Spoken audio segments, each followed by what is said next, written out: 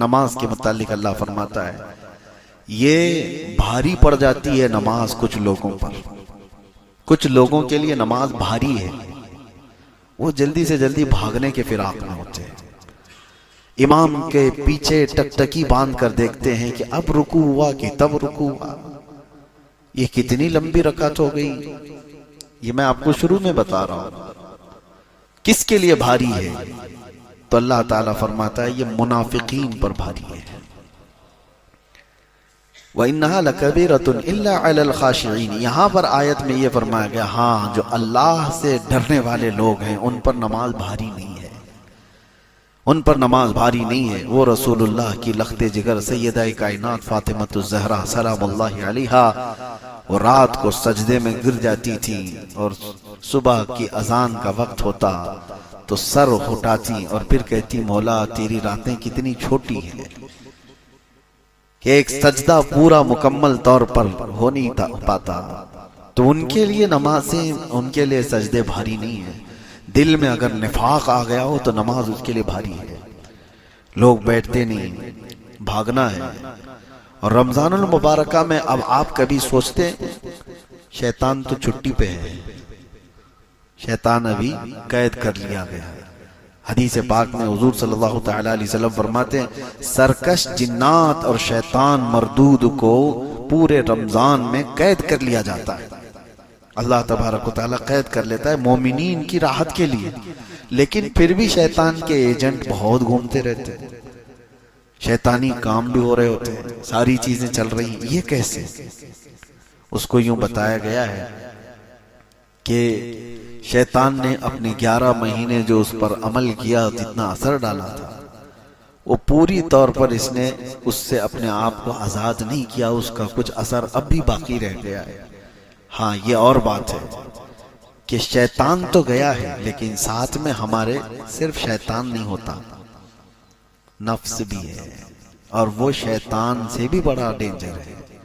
آپ کو پتا ہے پورے 11 مہینے جب بھی نماز نہیں پڑھے، جھوٹ بولے، چغلی کیے، کچھ بھی گناہ کیے تو بلیم کس کے اوپر؟ شیطان کرا دیا، جھگڑا لگا دیا، کس نے کرایا؟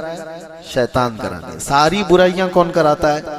شیطان کراتا ہے۔ شیطان ساری برائیوں کا جڑ ہے، ٹھیک ہے مانتے ہیں، لیکن آدم علیہ السلام کو سجدہ کرنے کے انکار جو شیطان نے کیا اس کو کس نے بہکایا؟ وہ تو خود شیطان ہے۔ شیطان سارے لوگوں کو گمراہ کرتا ہے تو پھر شیطان کو کس نے گمراہ کیا تھا؟ شیطان سجدہ کیوں نہیں کیا؟ اکڑ کیوں دکھایا؟ تکبر کیوں دکھایا؟ فرمایا گیا کہ شیطان کو اس کے نفس نے گمراہ کیا تھا۔ تو پتہ یہ چلا کہ جو شیطان کو بھی گمراہ کرتا ہے وہ نفس، وہ ہمارے ساتھ تو ہے۔ شیطان گیا ہے لیکن نفس نہیں گیا۔ اس وجہ سے نفس کی تربیت کے لیے ہی رمضان ہے۔ اب میں آپ کو بتاؤں یہ نفس کو اگر ٹھنڈا کرنا ہے، اس کو ریہرسل میں لا کر کے، اس کو تربیت میں لا کر کے صحیح کرنا ہے تو سب سے بہترین کہا گیا ہے کہ قرآن پڑھو اور قرآن سنو، نفس اس سے معمول پر آتا ہے، نفس کی خرابیاں کم ہوتی ہیں۔ اور یہ بھی فرمایا گیا کہ روزہ نفس کو توڑ دیتا ہے۔ ایک صحابی حضور صلی اللہ تعالی وسلم کے پاس آئے، جوان، کہا کہ شادی کرنا ہے لیکن استطاعت نہیں ہے، کیا کروں؟ گناہ ہونے کے اندیشے۔ حضور نے فرمایا روزہ رکھو۔ کیا کرو؟ روزہ رکھو۔ حضور پاک صلی اللہ تعالی علیہ وسلم نے کس لیے فرمایا؟ کہ روزہ نفسانی خواہشات کو مار دیتا ہے، نفسانی خواہشات کو کم کر دیتا ہے، ختم کرتا ہے۔ جتنے بھی اولیاء کاملین کو آپ سنیں گے ان کی تربیت جو ہے روزے سے ہوتی تھی، روزے سے ہوتی تھی۔ اب یہ رمضان آیا ہی ہمارے پاس ہمارے نفس کی اصلاح کے لیے، اگر اس میں بھی ہم نہیں کر سکے تو پھر کبھی نہیں کر پائیں گے۔ تو بہرحال آج کی یہ ابتدائی ہماری گفتگو تھی آپ کے سامنے، اور انشاءاللہ العزیز چلتی رہے گی، زندگی باقی رہے تو۔ رمضان المبارکہ اور قرآن کا جو سنگم ہے، جو تعلق ہے، وہ کیوں میں نے بتایا کہ صرف تقریر کرنے کے لیے نہیں، صرف تراویح کے لیے نہیں، آپ ہاتھوں میں قرآن اٹھاؤ۔ مہینوں ہو گئے اس قرآن کو اٹھائے ہوئے، اور کتنے تو ایسے ہیں پڑھ بھی نہیں پاتے، اور کتنے تو ایسے ہیں دیکھ بھی نہیں پاتے۔ یہ اللہ کا وہ مقدس کلام آج کائنات میں، آپ کو ایک بہت چیلنج کی بات بتا رہا ہوں، پوری روئے زمین پر حضور صلی اللہ تعالی علیہ وسلم کی نشانیوں میں کوئی ایسی مضبوط نشانی جس کو کوئی بدل نہیں سکا، معجزہ حضور کا کوئی باقی ہے تو قرآن باقی ہے۔ حضور نے چاند کے ٹکڑے کیے تھے کہ نہیں؟ آپ کا ماننا ہے یہ حضور کا معجزہ ہے۔ حضور نے ڈوبے ہوئے سورج کو پلٹا دیا، یہ حضور کا معجزہ ہے۔ نبی پاک صلی اللہ علیہ وسلم نے انگلیوں سے پانی جاری کر دیے، حضور کا معجزہ ہے۔ حضور کے سامنے پتھر بول پڑے، یہ حضور کا۔ لیکن یہ سب معجزے دیکھے آپ نے؟ چاند کا ٹکڑے ہونا، سورج کا پلٹ آنا، انگلیوں سے چشمے جاری ہونا دیکھا تو نہیں، حدیثوں میں پڑھا ہے اور علماء سے آپ نے سنا ہے۔ لیکن حضور پر جو قرآن اترا تھا وہ دیکھ بھی رہے ہو، سن بھی رہے ہو، پڑھ بھی رہے ہو۔ یہ ایک نشانی ایسی ہے جو ہر گھر میں اور ہر ایک کے پاس موجود ہے، اس سے محبت کرو۔ اور اللہ کے رسول صلی اللہ تعالی علیہ وسلم نے ارشاد فرمایا، قرآن جب کسی کے ساتھ دوستی کرتا ہے تو اتنی بہترین دوستی کرتا ہے کہ جب اس کے سارے رشتہ دار اسے قبر میں چھوڑ کر جاتے ہیں تو قرآن اس کی دوستی نبھاتا ہے۔ قبر میں آ کر اس سے کہتا ہے، تنہائی میں گھبرانا مت، میں ہوں تیرے ساتھ۔ دنیا دوستی چھوڑ دیتی ہے روح نکلنے کے بعد، لیکن قرآن نہیں چھوڑتا۔ تو جو ہمارے تنہائی، قبر کی تنہائی کا دوست ہے، اسے آپ اٹھاتے کیوں نہیں؟ اسے آپ پڑھتے کیوں نہیں؟ رکوع دو رکوع پڑھنے کے بعد لوگ غائب ہو جاتے ہیں۔ جوش میں ابھی رمضان میں اٹھائیں گے کچھ، پہلے دن 4 صفحے 5 صفحے پڑھ کر کے اس کے بعد پھر دھیرے دھیرے دھیرے نیچے ہوتے چلے جائیں گے۔ 5ویں 6ٹھے روزے کے بعد تو پھر قرآن ویسے کے ویسے ہو جاتا ہے۔ یا کچھ لوگ 10 رمضان تک، ہونا تو یہ چاہیے کہ پورا ختم قرآن رمضان میں ہر ایک مسلمان کا ہونا چاہیے۔ روزانہ ایک پارہ وہ تلاوت کرے تو 30 رمضان تک انشاءاللہ العزیز ختم قرآن ہو جائے گا۔ ورنہ زندگی میں آپ مجھے بتاؤ کب موقع ملتا ہے، کب موقع ملتا ہے؟ ہمارے اولیاء کاملین جن کی آپ اقتدا کرتے ہیں، امام اعظم ابو حنیفہ رضی اللہ تعالیٰ عنہ جس قبر میں آج آرام کر رہے ہیں بغداد میں، اس علاقے میں جہاں آپ دفن ہیں، فرمایا گیا 4000 ختم قرآن انہوں نے کی۔ 4000 ختم قرآن جہاں ان کی قبر ہے۔ آپ اندازہ کریں، وہ رمضان المبارکہ میں 61 قرآن ختم کرتے تھے، دن میں 1 قرآن اور رات کو 1 قرآن، اور پوری تراویح میں 1 قرآن۔ 30 دنوں میں 30 قرآن، 30 راتوں میں 30 قرآن، اور پورے 30 مہینے یہ تراویح کے قرآن 1 قرآن، 61 قرآن وہ ایک رمضان میں ختم کرتے تھے۔ ان اولیاء کاملین اور بزرگوں کے پاس جو کچھ بھی تھا وہ قرآن کے ذریعے سے عروج پائے تھے۔ اسی لیے شاعر نے کہا ہے، درس قرآن اگر ہم نے نہ بھلایا ہوتا، یہ زمانے نے زمانہ نہ دکھایا ہوتا۔ ہاں، وہ زمانے میں معزز تھے مسلمان ہو کر، آج ہم خار ہوئے ہیں تو تاریک قرآن ہو کر، یعنی قرآن کو چھوڑ کر کے قرآن کو اٹھاؤ۔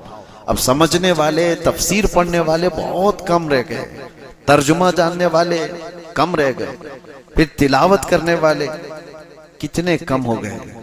میرے عزیزو، وہ تفسیر اور ترجمے والے تو بہت دور چلے گئے، کم از کم قرآن اٹھانے والے تو آ جائیں ہمارے پاس۔ قرآن اپنے گھروں میں اٹھاؤ، ابھی جا کر کے دیکھو کہ دھول لگی ہوگی، تمہارے فریج اور تمہاری ٹی ویاں اس سے زیادہ صاف رکھی جاتی ہیں، بار بار روزانہ جھٹکتے ہیں، صوفے صاف کیے جاتے ہیں، اور قرآن کو اسی طرح سے تنہا چھوڑ دیا جاتا ہے۔ مہینوں ہو گئے، برسوں ہو گئے، قرآن کو چھوا بھی نہیں۔ کب چھوا؟ قسم کھانے کے لیے۔ کب چھوا؟ جب کسی کی موت ہو گئی تو قرآن جلدی جلدی جھاڑ کر کے اٹھایا گیا۔ اور ایک بات میں آپ کو بتاتا ہوں، اللہ کے نبی صلی اللہ علیہ وسلم فرماتے ہیں، قیامت کے دن قرآن اور رمضان جس کے خلاف کھڑے ہو گئے، اسے دوزخ میں جانے سے کوئی نہیں روک سکتا، اسے جہنم میں جانے سے کوئی نہیں بچائے گا۔ اور اللہ کے نبی صلی اللہ علیہ وسلم جب دعا کرتے تھے تو ہاتھ حضور صلی اللہ تعالیٰ علیہ وسلم کے ہلتے تھے جب یہ دعا کرتے تھے، اللہم اجعل القرآن حجتا لنا لا حجتا علینا، اے اللہ قرآن کو ہمارے لیے سفارشی بنا، قیامت کے دن ہمارے خلاف مقدمہ کرنے والا مت بنا۔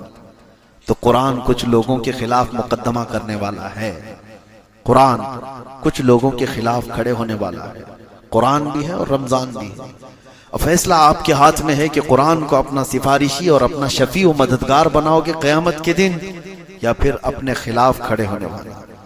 قرآن کے ساتھ جنہوں نے بے حرمتی کی، بے حرمتی کا مطلب لوگ یہ سمجھتے ہیں زمین پر پٹک دینا، قرآن کی بے حرمتی کا مطلب ہے کہ اس کے اوراق کو نیچے پھینک دینا، یہ بے حرمتی نہیں۔ قرآن کی بے حرمتی یہ ہے کہ مہینوں اس کو چھوڑ کر کے رکھ دینا، اس کی تلاوت نہیں کرنا۔ قرآن تمہارے لیے آیا تھا، تو قرآن کی بے حرمتی وہ گھر کرتے ہیں جنہوں نے قرآن کو بھلا دیا۔ اب ایک قرآن کی آیت میں آپ کو سناتا ہوں، اللہ تعالیٰ فرماتا ہے نسوا اللہ فانساہم انفسہم۔ اللہ اکبر، جب میں یہ پڑھتا ہوں تو رونگٹے کھڑے ہوتے ہیں۔ اللہ فرماتا ہے موت کے وقت کچھ لوگ ایسے ہوں گے جو اللہ کو بھول چکے تھے، تو اللہ ان کو اپنے آپ کو بھلوا دے گا۔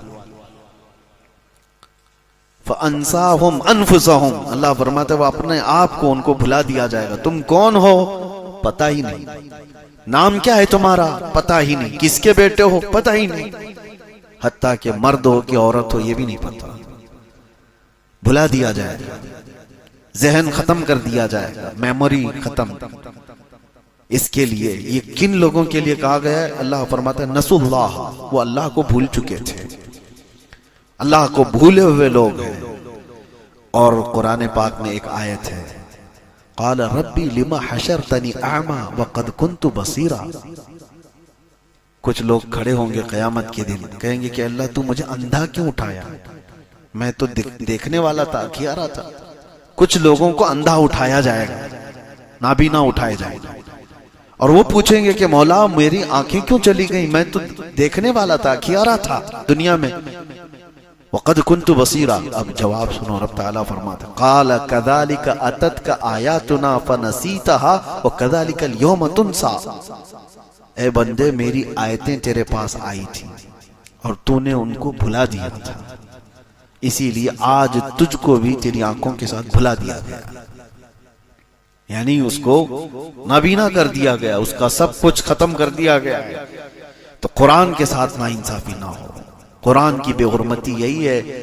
اسی لیے اللہ کے نبی صلی اللہ تعالیٰ علیہ وسلم نے فرمایا جس گھر میں قرآن کی تلاوت نہیں ہوتی وہاں مردے رہتے ہیں، قبرستان کی طرح۔ تلاوتیں کرو، قرآن پاک کو اٹھاؤ، سارے بچوں کے ہاتھ میں دو، عورتوں کے ہاتھ میں دو، قرآن پاک کا معمول بنا لو، اور انشاءاللہ العزیز آپ دیکھنا حضرت عبداللہ ابن مسعود رضی اللہ تعالیٰ عنہ فرماتے ہیں قرآن جب تلاوت ہوتا ہے تو اچانک آسمان سے فرشتے اترتے ہیں۔ اور پھر حضور نے فرمایا فجر کی نماز کے لیے آپ آتے ہیں، فجر کی نماز کے لیے حکم ہوا تھا کہ منہ اچھی طرح سے صاف کر کے مسجد میں آؤ، صحیح ہے، منہ کے اندر بدبو نہ آئے، اچھی طرح سے اس کو صاف کر کے آؤ۔ وجہ کیا ہے؟ حضور فرماتے ہیں جیسے ہی تم قرآن کی تلاوت کرتے ہو فرشتے اپنا منہ تمہارے منہ سے لگا دیتے ہیں، قرآن کی آیتیں سیدھے تمہارے منہ سے وہ اپنے منہ میں لیتے ہیں، تو ان کو تمہارے منہ کی بدبو سے کراہت نہ ہو، تکلیف نہ ہو، اس لیے تمہارے منہ کو صاف کرنے کا حکم دیا گیا۔ تو قرآن کو آپ سمجھے کیا ہو؟ قرآن کیا ہے؟ یہ وہ معجزہ ہے جو آج بچوں کے سینوں میں اتر جاتا ہے۔ کوئی اور کتاب یاد کر کے دکھاؤ، اللہ کا فضل ہے، کروڑا احسان ہے۔ آج میں نے آپ کے سامنے جو تراویح پڑھائی میری عمر کی یہ 26ویں محراب ہے، 26واں سال ہے، 25واں سال میں نے سلور جبلی جیل میں منا لی، نہیں یہ 27واں سال ہے، پچھلے سال 26 تھا، 2024 میں جو ہم اندر تھے تو اس وقت 25واں سالانہ تراویح جو ہماری ہوئی الحمدللہ وہ بھی چھوٹی نہیں تھی، ہاں کرمنلز کے بیچ میں بھی ہم نے تراویح سنائی، اور اس وقت بھی مجھے یاد ہے آج جس طرح آپ کے سامنے میں قرآن کی فضیلت بیان کر رہا ہوں تو وہاں موجود قیدیوں کو ایک رمضان بے رکھ بنا دی جاتی ہے، رمضان آتے ساتھ ہی سارے مسلمانوں کو ایک جگہ، تو الٹے سیدھے لوگ ہوا کرتے ہیں اس میں، کیسے کیسے لوگ دیکھا تو مجھے خود کی گھبراہٹ تھی کہ یہ نماز روزے والے تھوڑی نا، ان کو کہاں نماز کی بات۔ پھر بھی تراویح کے لیے میں نے کہا میں پڑھاؤں گا، تو سب پوری اسی طرح سے صفیں لگ گئی، اب مجھے یہ ڈر تھا کہ ایک پارا پڑھنے میں پتہ نہیں کتنے غائب ہو جائیں گے اس بیچ میں سے. آج پڑھتا ہوں، کل سے ان کو شاید ہو سکتا ہے الم تر کیف والی تراویح پڑھنے کے لیے یہ بول دیں. میں نے کہا بہت لمبی ہو جاتی ہے، 1 گھنٹہ لگتا ہے ہماری تراویح میں. الحمدللہ آج بھی مجھے یاد ہے وہ بات، سارے لوگوں نے مل کر کہا سحری تک بھی ہم چاہے تو کھڑے ہو کے پڑھیں گے آپ کے ساتھ. قرآن آپ نے پڑھایا اور پہلی مرتبہ کوئی جیل میں پورا قرآن پڑھا رہا ہے. اور اللہ تبارک و تعالیٰ کی وہ حکمتیں ہیں، وہ جس سے جہاں چاہے قرآن کی تلاوت کرواتا ہے، جہاں سے چاہے وہ قرآن کی تلاوت کرواتا ہے. اسی لیے قرآن آپ تلاوت کرو. ایک اور آخری بات میں بتاتا ہوں، کچھ چھپی ہوئی چیزیں ہیں جو آپ کو پتہ بھی نہیں ہے، وہ ہمارے ساتھ بھی ہو سکتی ہیں، آپ کے ساتھ بھی ہو سکتی ہیں. سرکار غریب نواز رضی اللہ تعالیٰ عنہ کا باغیچہ تھا. ابھی آپ سفر پر گئے نہیں تھے، اس وقت آپ کا جو والد گرامی کا دیا ہوا باغیچہ تھا اس کی آپ دیکھ بھال کرتے تھے. لیکن ہوتا کیا تھا، دن بھر حضرت سرکار غریب نواز رضی اللہ تعالیٰ عنہ قرآن کی تلاوت کرتے رہتے، باغیچے میں بیٹھ کر تیزی سے قرآن پڑھتے رہتے تنہا. لیکن ان کے ساتھ ایک الگ معاملہ ہوتا تھا. وہ فجر میں جیسی آتے تھے تو باغیچے کی پوری صفائی کی گئی ہوتی تھی. سارے پتے جو جھڑے ہوتے تھے، کچرا جو بھی ہے وہ سب جمع کر کے کوئی اٹھا کر کے ختم کر دیا ہوتا تھا. تو سرکار غریب نواز رضی اللہ تعالیٰ عنہ فرماتے ہیں میں روز دیکھتا ہوں کہ کون خادم ہے جو میرا کام کر کے چلے جاتے ہیں، باغیچہ پورا صاف کر کے چلے جاتے ہیں. دیکھا، آس پاس والوں سے پوچھا تو کوئی آتا نہیں ہے، لیکن باغیچہ صبح بالکل صاف رہتا ہے، پورا کچرا جھاڑا ہوا ہوتا ہے. تو ایک دن آپ تہجد کے بعد سیدھے آ گئے باغیچے کے اندر فجر کی اذان اور نماز سے پہلے، کہ دیکھتے ہیں تو جیسی آپ باغیچے میں آئے تو کچھ لوگ جھاڑ رہے ہیں اور کچرا جھاڑ رہے ہیں اور سب جمع کر رہے ہیں. تو سرکار غریب نواز پہچان لیے کہ کچھ لوگ ہیں ابھی میرے باغیچے کے اندر. تو آپ نے زور سے آواز دی کہ کون لوگ ہیں جو میری اجازت کے بغیر اندر آئے.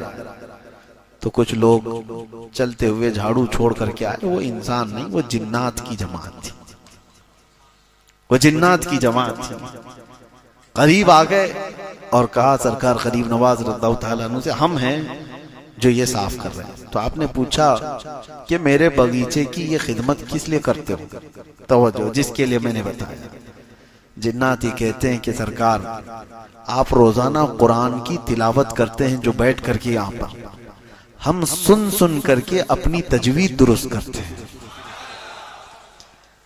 ہم کو قرآن پڑھنا آ گیا آپ کے بلند آواز سے، قرآن پڑھنے کی وجہ سے.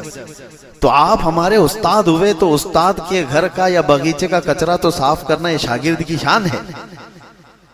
تو میں یہاں یہ کہہ رہا ہوں قرآن پڑھو، تمہارے گھر کے بھی کام جنات کر کے چلے جائیں گے. قرآن پڑھو.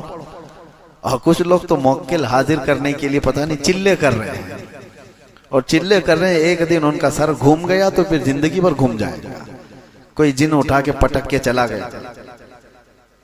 آپ یہ مت سمجھو کہ جنات ہمارے سے زیادہ طاقتور ہیں. کچھ لوگوں کے دماغ میں یہ بات چلتی رہتی ہے جنات حاصل کرنا ہے، اور کسی بابا نے کہہ دیا کہ میرے پاس 70 موکل ہیں تو اس کے پاس بھیڑ لگ گئی.